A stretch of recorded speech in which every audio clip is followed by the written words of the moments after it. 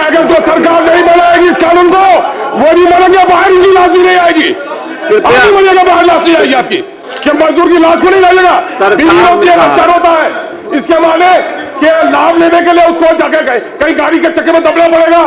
जो बीमार है मजदूर बाहर में, वो समझेगा कि मरूंगा तो लाश नहीं ले जाएगी सरकार, तो जाकर के कहीं एक्सीडेंट हो जाएगा। सुझाव लेने के लिए मेरा जो प्रश्न है सर, मैं समझता हूं सदन का आज का सबसे गंभीर प्रश्न है सर।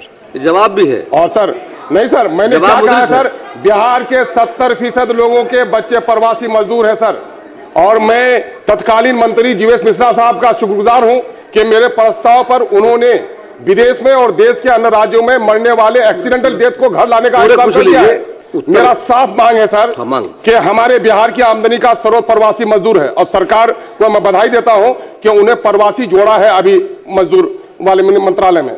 तो प्रवासी मजदूरों के कल्याण के ताल्लुक से कुछ तो कर नहीं पाते, कम से कम इतना कर दीजिए सर कि उनका जो एक्सीडेंटल डेथ होता है तो फौरी तौर पर उसमें भी दिक्कत होती है, लेकिन नेचुरल डेथ भी हो जाकर तो वो बेचारा कर्ज में लेकर गया है सर, पूरा पूछा हूं सर, पूछे उनके लाश को उनके घर में पहुंचाया जाए। बीवी बच्चे बिलखते हैं, 70% परिवार बिहार के हैं जिनके प्रवासी मजदूरों पर घर है, उनके लाश को घर पहुंचाया जाए सर, यही बात कर रहा हूं सर। माननीय मंत्री।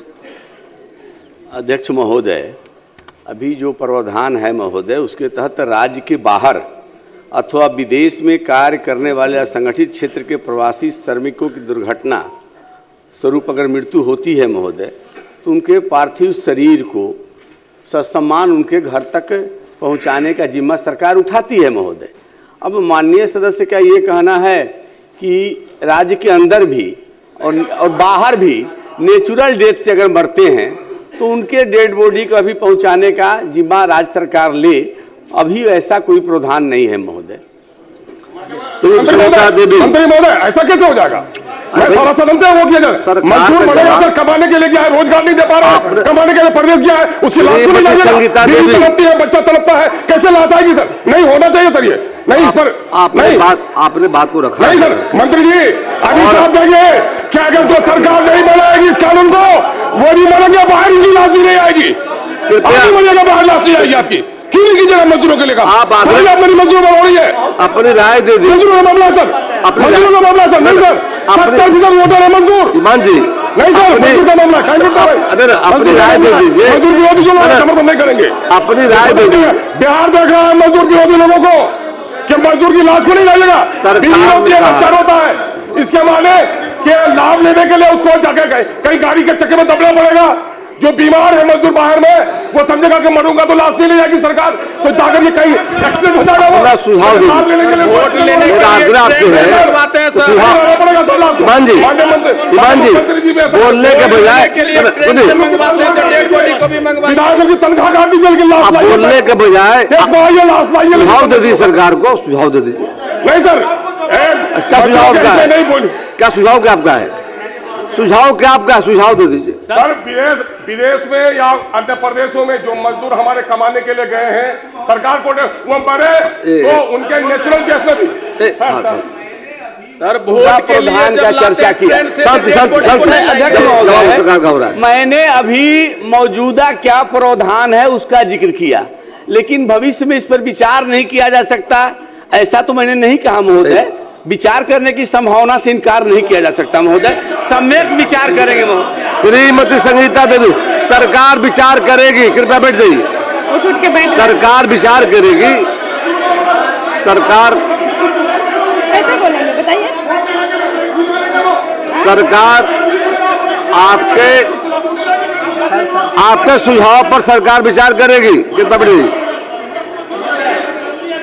आपके सुझाव पर सरकार विचार करेगी।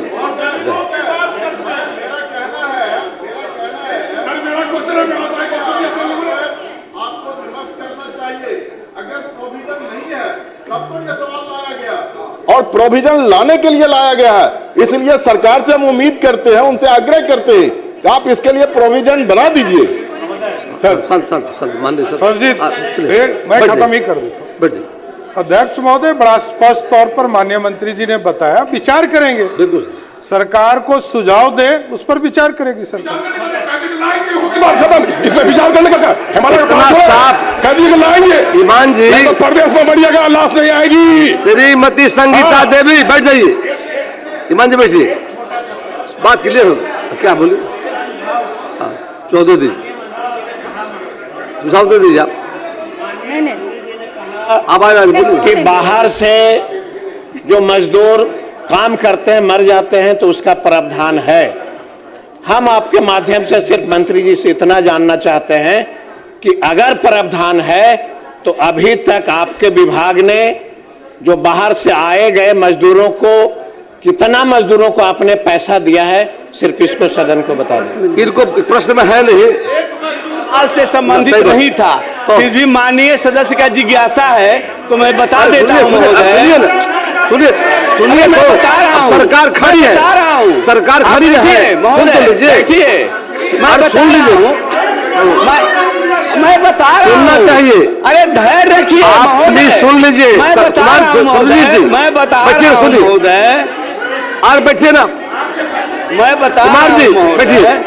महोदय, कुमार सर्वजीत जी बैठिए, मैं बता और रहा हूँ सुनिए तो, महोदय। और छोड़िए ना बात मत, प्लीज बैठिए। अरे उत्तर बता आधा रहा भाई हो हूँ गया। मैं, बैठिए ना, चलिए। हाँ। आप मान्य आधा। बता रहा हूँ बैठिए। बता रहे हैं भैया, बता रहे, सुनिए दो। अध्यक्ष महोदय, बता दी, शांति शांति। अध्यक्ष सुनिए। महोदय, वित्तीय वर्ष 2025-26 में अब तक 2,58,547 रुपया इस मद पे खर्च किया जा चुका है महोदय। और मेरे पास आंकड़ा भी है महोदय कि कौन कौन से प्रवासी मजदूर थे जिनको पहुंचाया गया। महोदय ये एक जो आपको अलग से स्वर्गीय संतोष मरांडी, मैं और बताता हूं महोदय, ये पिता लखन मरांडी, ग्राम पसोही, संथली टोला, थाना केनगर, जिला पूर्णिया के रहने वाले थे महोदय। दूसरा स्वर्गीय कुणाल कुमार, पिता बुद्धू ऋषि, ग्राम परोरा, प्रखंड केनगर, जिला पूर्णिया के रहने वाले महोदय। और स्वर्गीय राजू लाल, इनका भी ये ग्राम पोस्ट रौटा, जिला पूर्णिया के महोदय। स्वर्गीय दीपी कुमार शाह, पिता ओम प्रकाश शाह, ग्राम मठ गौतम, पोस्ट छतिवाना, थाना थावे, जिला गोपालगंज महोदय। स्वर्गीय अंशु राम, ये भी गोपालगंज के पिठौरी के हैं महोदय, ग्राम पोस्ट पिठौरी है, बंगरा पिठौरी। और तीसरे स्वर्गीय घनश्याम कुमार है महोदय, ग्राम बंगरा पिठौरी, जिला गोपालगंज। तो जिनको दिया गया है महोदय, उनका नाम, पिता, पता का नाम, कितनी राशि दी गई, ये बताया मैंने महोदय। श्रीमती संगीता देवी, अब कोई सवाल नहीं, चलिए बैठिए।